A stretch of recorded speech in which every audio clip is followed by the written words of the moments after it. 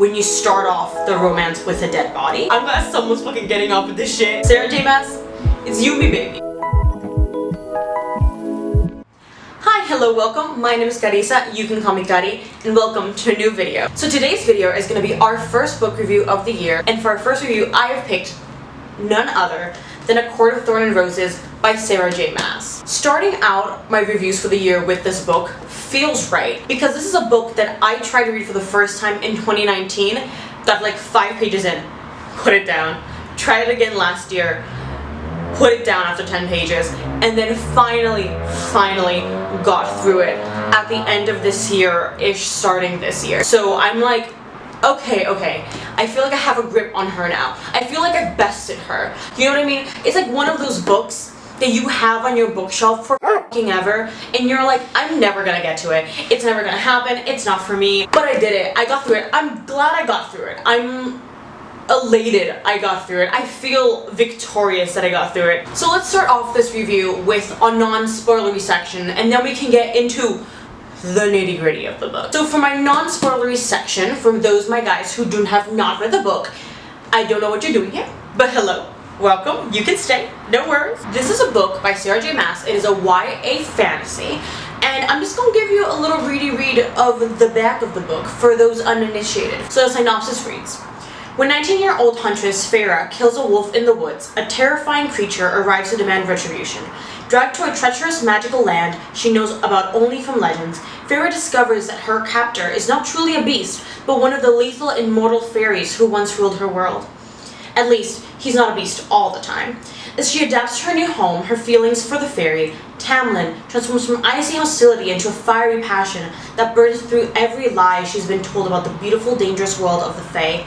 But something is not right in the fairylands. An ancient wicked shadow is growing, and Farah must find a way to stop it, or doom Tamlin and his world forever. I feel like this book is very reminiscent of 2012 Wattpad, but it's not necessarily a bad thing. I think that it is an acquired taste, and I think it's something that if you were there, if you were in the middle of the war, if you fought in it, there is a little bit of that little PTSD that goes in when you go, oh no. But it's not a bad thing. I think it's a very particular style. And I think Sarah J. Maas specifically, I believe that she kind of hits this midpoint between romance writer and like Wattpad YA writer, kind of in the middle. So there is a lot of beautiful prose in here. I'm not going to deny that. I'm not going to deny that when Sarah J. Maas does what she does best, she really do be thriving. I do think, however, that this book particularly I found to be quite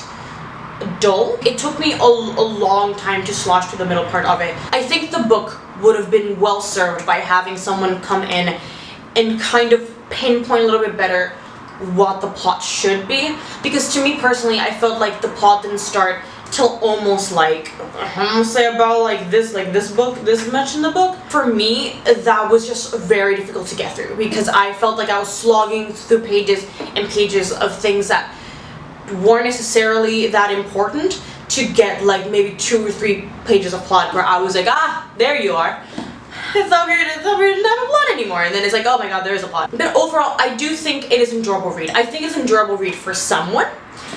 That someone is not me. I also think I came to the book a little bit too late. I think that if 15, maybe 14 me had touched this book when I was still in high school, I would have been fucking enamored, and I would have been like, yes, this is the shit, this is the bitch.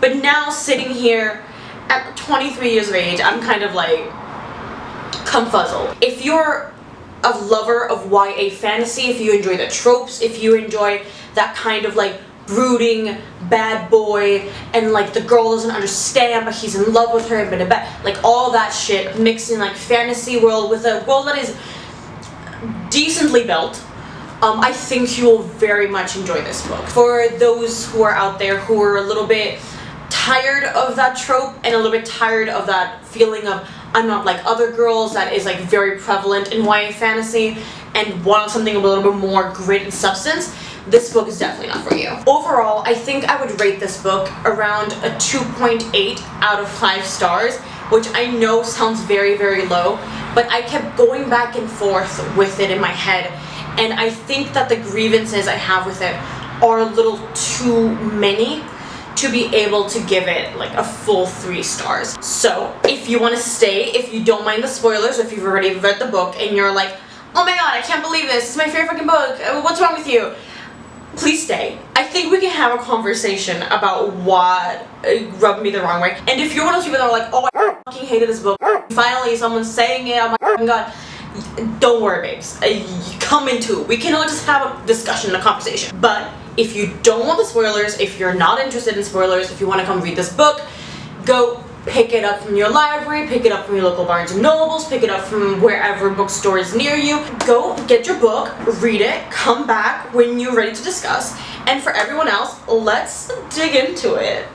So my first bone to pick with this book, okay, is the writing style. And I don't know what it is about Sarah J. Maas's writing that has always rubbed me the wrong way, but I just, those first 10 pages was like pulling teeth for me. And it was very hard for me to pinpoint exactly what it is that I don't like about it. Full disclosure, this isn't the first Sarah J. Maas book I have attempted to read. It is the first Sarah J. Maas book that I have fully read. So we're getting somewhere. Sarah J. Maas, it's you and me, baby. We're doing something. We're figuring something out. The first book of hers I tried to read was A Throne of Glass. I got like 25 pages in and put it down. And I was like, no, uninterested, not for me. I could see where it was going.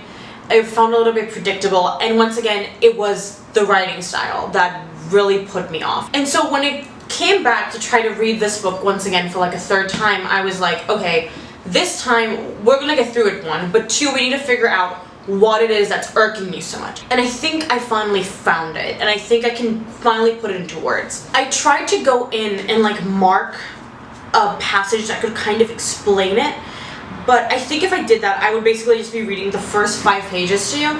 So instead I'm going to try to describe it. So the beginning of the book starts with Farah walking into the forest and basically explaining over and over again that she is out hunting because it is cold, it is winter, and her family needs to survive. This is not like a bad way to introduce your character. It really much establishes who Farah is, what she values, and the risks she's willing to take for her family, which is a good setup. What irked me about it, though, is that Sarah J. Maas does this thing where almost every 2 paragraphs, she goes around and she tells you the exact same information over and over again. Sarah J. Maas really wants you to like see things and experience the book the way she feels about it, if that makes sense. Like, she's very clear about being like, this is how you should view Farah. Every single person basically gets reiterated in like, this is who they are, this is how I see them as the author, this is how you should see them, this is the setting, this is how I view the setting, this is the problem, this is how I want you to view the problem. I think what irks me about that is that I am the kind of reader who wants to make opinions up for myself. I want to figure out how I feel for the characters by myself, how I feel about the setting,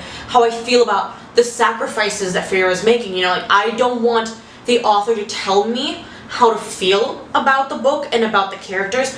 I want to come up with that in my own. The good thing is, like, once we get into the cabin and like there's Nessa and there's Elaine, I started warming up a little bit more to it, and I was like, okay, here's where we're going, okay, I'll take it, you know, kind of vibes. The next thing I really want to discuss are the characters, because,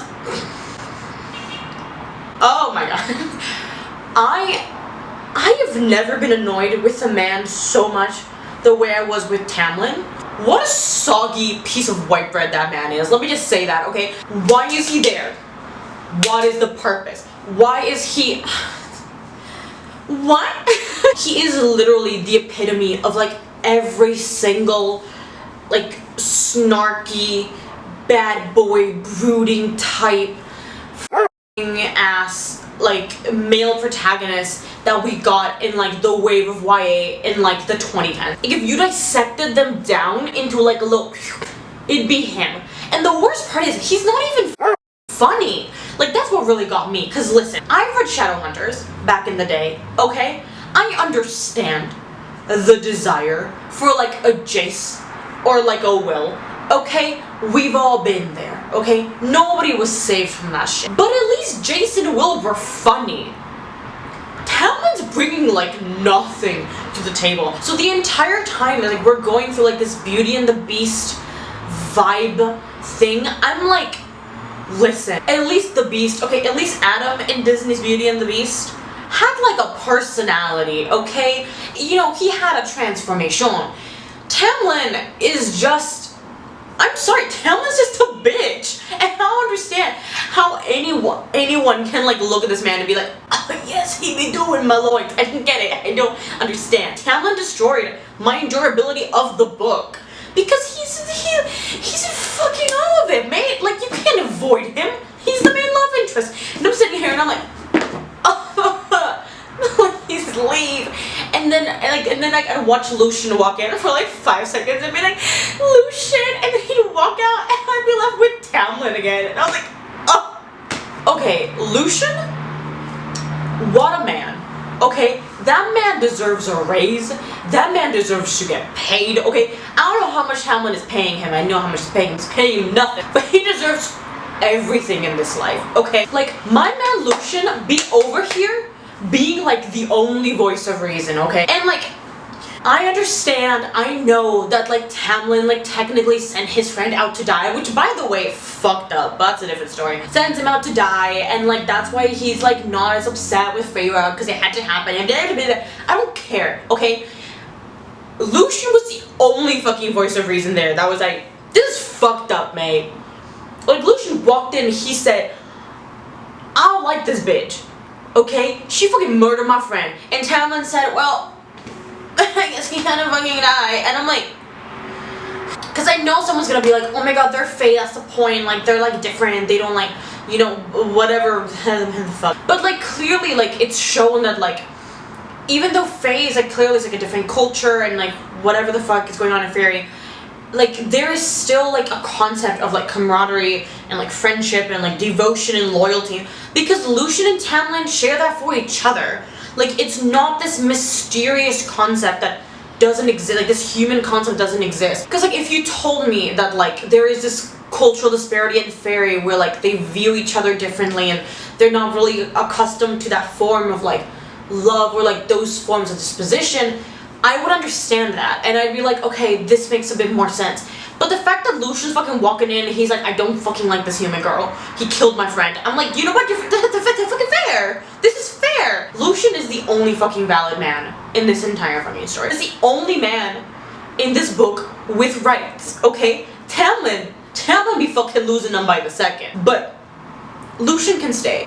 So like, let's take it back a little bit, because I got very intense with the men. Let's talk about Feyre now, because I feel like we need to discuss her. So overall, I think the characters in the book were well written, but I do think they fall into a lot of YA stereotypes of the early 2010s. Like, I think you can really just kind of put them into groups, and that is my main issue with Feyre as a protagonist. Do I think she's horrible? No. Like, not by a fucking long shot. I've read some shit in my day, okay? She is okay. Feyre's portrayed as this character that has a lot of duality to her. On one end, she's rightfully so, very judgmental of the world she lives in, and she is very cynical, and she's very practical. On the other side of the spectrum, she's also a person that is incredibly broken, and that wants nothing more than to be able to take a step back and have someone take care of her and look after her, which is, I think, was really interesting. It gave her that nuance, almost like that little balance where, like, you know, she would get really comfortable in her new life and enjoy like being able to be who she wanted to be and do the things she wanted to do, but then alternatively she would turn around and be like, fuck with my family, like I should be there for them, I made this promise, I did this thing. So I really did appreciate Feyre as a main character. She honestly was not the worst to follow.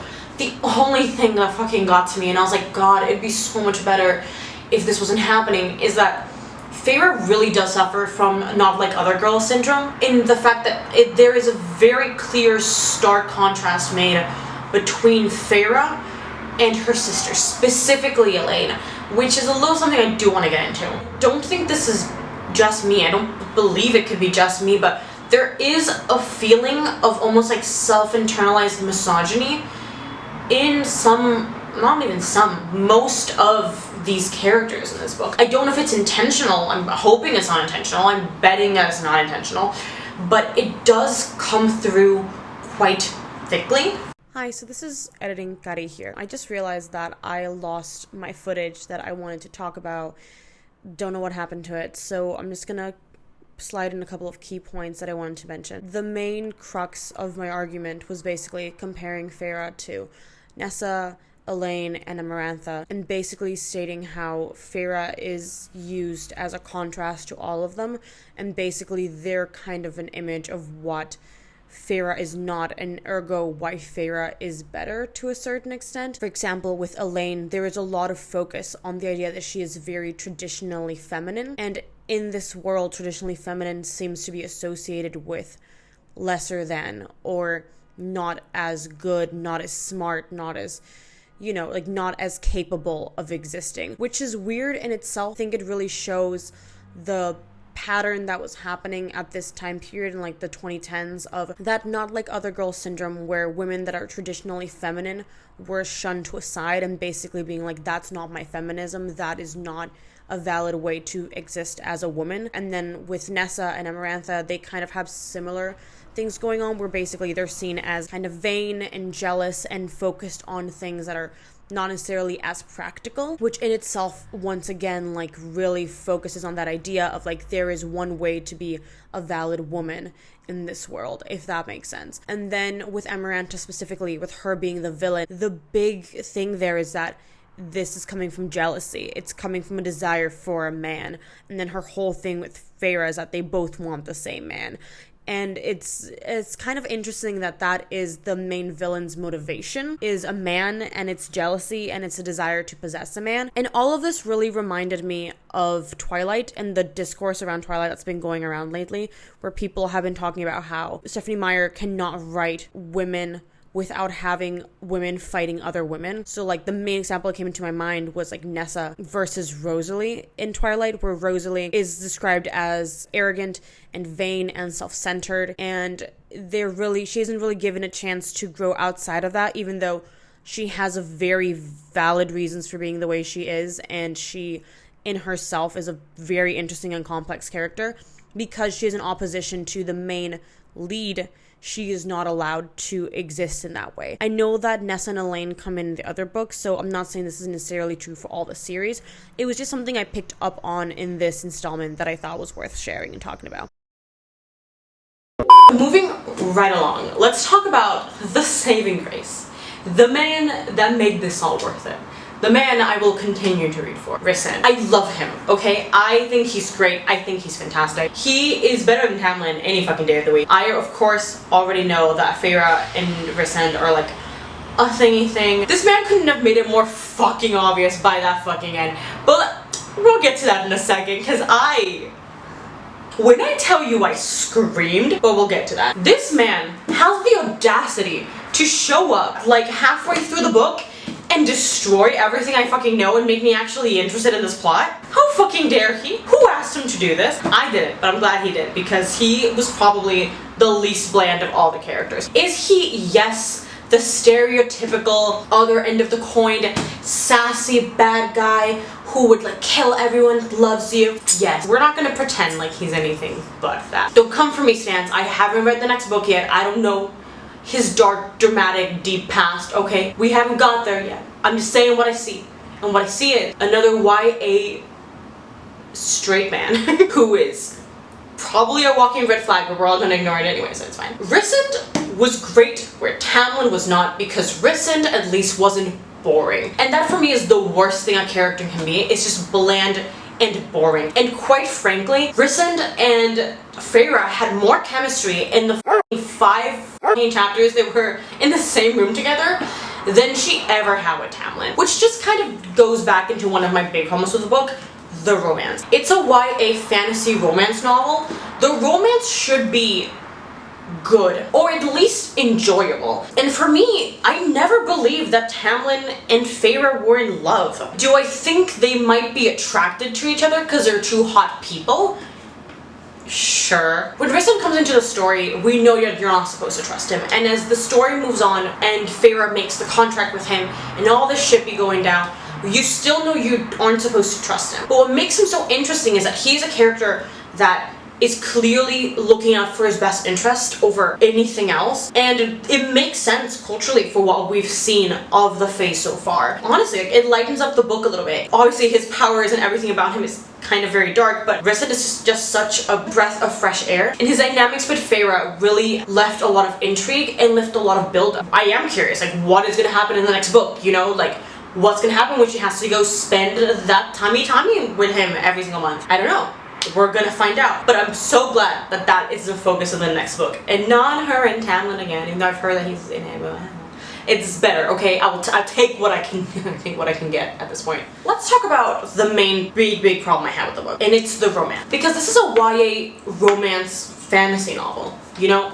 The romance is one of the big parts, and alongside it is the fact that this is, in a way, a loose retelling of Beauty and the Beast. And both of those elements simply did not work for me. I did not believe that Tamlin was in love with Feyre. It's very hard to get somewhere like that when you start off the romance with a dead body, and when the characters don't spend enough time together to really develop this romance. At least personally, that's how I feel. I do think that Mass tries to show us the extent of the relationship, and I think you can really see that in the structure of the book as well, which is something we'll like circle back to. But essentially, the romance to me just seemed very hollow, and the chemistry seemed extremely lackluster. If anything, I think I would have preferred if it wasn't a romance, and instead Feyre and Tamlin developed a friendship, because these two would be amazing friends. Lovers, not so much. And I think there is a lot to be said about the YA genre, where a male and a female character need to be in a relationship with each other for there to be able to be a kind of plot in a way. And of course, again, like, this is me just nitpicking because I know this is like a romance novel, so it's, you know, it's gonna be in there. But I do think, like, I wonder sometimes what the novel would have been like if instead of falling in love with a human, the main crux of it would have been Tamlin learning to appreciate humans, to understand them, and to have a human feel compassion and like love towards him, but not necessarily like romantic love. You know what I mean? The other element that is incredibly important in this book is the retelling aspect of it. And I'll be completely honest, it threw me off. It threw me off so much. And I think my issue with it is that I would want it to either be just straight up retell Beauty and the Beast, or make it a lot more subtle, just like tone it down like a lot of notches. Because there were instances where I was just reading and I was like, oh, I'm enjoying this novel, and then boom, something about the fairy tale would just show up and it would just throw me off. One example I can think of it is when Tamlin takes Feyre to the gallery, and then like he shows her, like, he's like, oh, you can like paint in this room whatever you want, and he has like all the canvases, all the brushes, and she's like, wow. And immediately I was like, this is Beauty and the Beast by Disney with music by Alan Menken. A library scene. This is exactly what's happening. And another example that was like even more blatantly obvious to me, and I don't know if it's just because I'm a fairy tale fanatic and I love fairy tales and I know too much, the picking the lentils out of the hearth task was directly taken out of Cinderella. It really threw me off because I was not expecting to find a Cinderella reference. One, in my Beauty and the Beast retelling, but two, at this point I was so invested in the trials that I was like, right, fairy tale retelling, understood. So honestly, I also think that really just set me off the book, you know? I think that I would have preferred one or the other, but this kind of mixture just wasn't for me. So going back to the structure, I found it to be quite weird that most of the bulk of what is important to the story seemed just smushed at the end, and then you spent all of this time just dragging along with Feyre and Fairy. And it seems like those chapters are meant to create the bond between Tamlin and Feyre, but they don't really. And it mainly comes from the fact that neither of them seem to be quite honest with each other. The main thing I want to talk about structurally wise is the trials. Mainly because this is where the plot seems to really take off. Once we go under the mountain, Amarantha, all that shit happens, and she's like, here are your tasks, you're gonna have these amount of months to complete it. My immediate thought was, so this is the plot. Why is it squashed into the last pieces of the book instead of falling before? And I think that really made me like go back and process how many of the chapters I really found to be filler chapters, and mainly those were the chapters that were about just Tamlin and Feyre. It really seems to be coming from like Sarah J. Maas really trying to get you on board with this coupling and really on board with the idea of these two love each other. But once again, aside from that feeling of like sexual attraction to each other, I don't see it. Tamlin doesn't seem to really understand Feyre. And Feyre seems to be very oblivious to most of Tamlin's faults. And between that and the weird kind of possessive feeling that Tamlin has over Feyre, which, to be clear, there is like a hot form of possessive where it's like, damn, and there's like the other possessive that's like, you're creepy and that's weird. That's like Tamlin's square. Like, Tamlin's firmly on the creepy side. Because of that, because the romance was not believable to me, the book just seemed to drag all the way up to the trials. If I had been the one to structure this, I probably would have set the trials as the mid-turning point and then had like the entire second half of the book just be about the trials and like what is going on there, you know, who she meets under the mountain,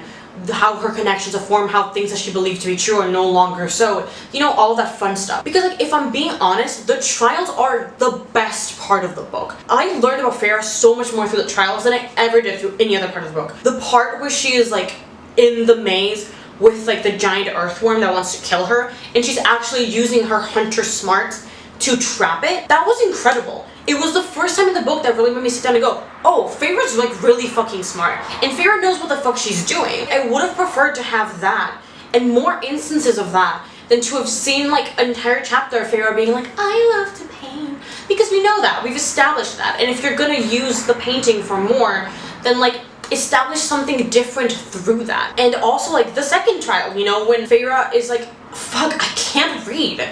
Like, that moment was so tense and so well written that I was like, where was this? Where was this throughout 90% of the book? Instead of spending the book trying to keep us believing in this fairy tale, allow us to actually experience the world you're creating. To finish this all off, the pièce de résistance. The reason that I am naming the video what it is named. The sexual parts of this book that made me snort through my nose. For context, I am asexual. To be more specific, I am demi-graysexual. So, picking up this book and knowing its reputation, I was ready to enjoy myself. Because I might not be able to enjoy these books the way that other people do, and you know, babe, you get what you need to get from these books, okay? Nobody be judging you. We all be on AO3, we all be on fanfiction.net back in the day, okay? We all have been on Wattpad, we all know how it be, okay? No need to feel ashamed. We do not kink shame in this house, okay? However,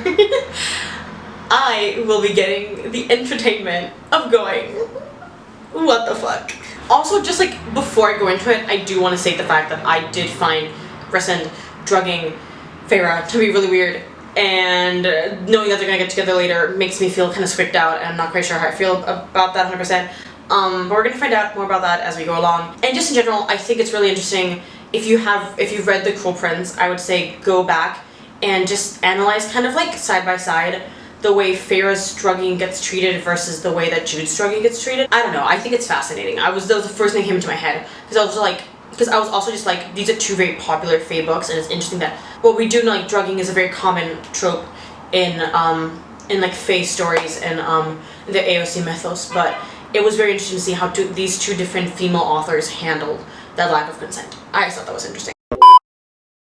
Let's get into the fun shit. So for starters, let's go from the least sexual to the most sexual. The first thing that f***ing made me snort out of my nose, okay, was when Feyre gets turned to a high Fae now, and Rhysand is all like, oh my god, how does it feel to be a high Fae? And she's like, oh, that's fine, whatever.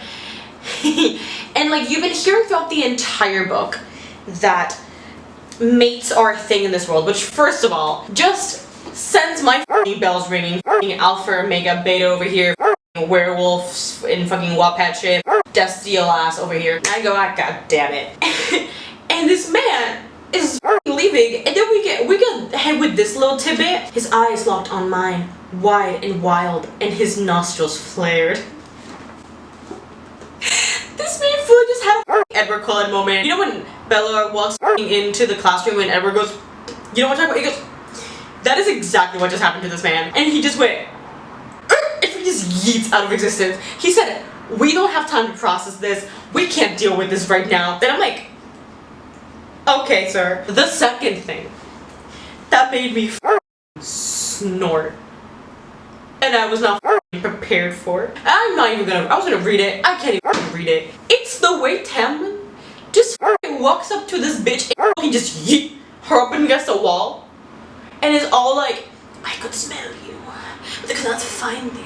It's horrible. And she's like, I can't tell if this is sexy or if it's kind of scary. I'm like, figure out, I don't know what the f you just got yourself into, but this is so strange. Listen, I am not immune to a little against the wall action, okay? I think we all in our hearts of hearts understand the kind of bitches we are, okay? And I think we all just want to be pushed up against the wall once in a while. But the way Talman just fucking claws, bitch, and this man just goes yoink up against a wall, starts fucking sniffing this bitch, and I'm like, can you stop sniffing her? Can we fucking talking about like a dog? You know when you have a dog, like a big dog, and he pins you down, he starts like snuffing in your fucking face. That's all I could see. I was like, you know, I'm glad it's getting someone off, bitch. I'm glad someone's fucking getting off of this shit. Now, last but not least, the best sentence in this fucking book. The sentence that took me back to my days of Wattpad frolicking in 2012. Reading shit probably shouldn't have been reading as a minor. It was the hottest thing ever. I present it to you. He lunged. A beast freed of its tether. All I can see in my head is this man fucking go yeet on top of her. You fucking imagine you're in bed with someone and someone just fucking pounces on you. Fucking boing.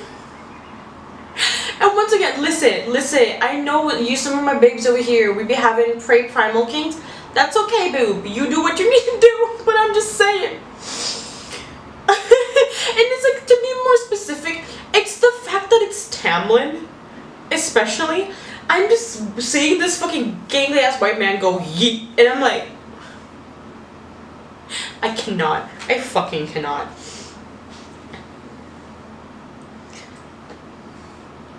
Overall, with all of those thoughts out of the way, I do think that A Court of Thorn and Roses is an enjoyable book. Was it a book that was necessarily for me? I don't think so, but I do think, once again, it is a decent way to get into fantasy, especially if like you don't want something that is like really harsh on the world building. I only wish that certain elements would have been handled better throughout the book. I am hoping that as the books go on, they get better. I've been told that they do. Specifically, I've heard a lot of good things about A Court of Mist and Fury, I believe is what it's called, the second one, which is what I'll be reading for February. So stay tuned if you want to see my thoughts on that. Thank you guys so much for watching. Thank you so much for spending all this time with me and listening to my really weird fucking rants. Please let me know, what did you think about the book? Did you like it? Did you hate it? Were you somewhere in between? Who was your favorite character? If you say Tamlin, I won't believe you, okay? I'll respect you, but I won't believe you. Thank you so much once again for watching my first book review of the year. If you liked this and you want to see more of this kind of crazy, chaotic content, please hit subscribe so you can see more, and I will see you in my next video. Bye!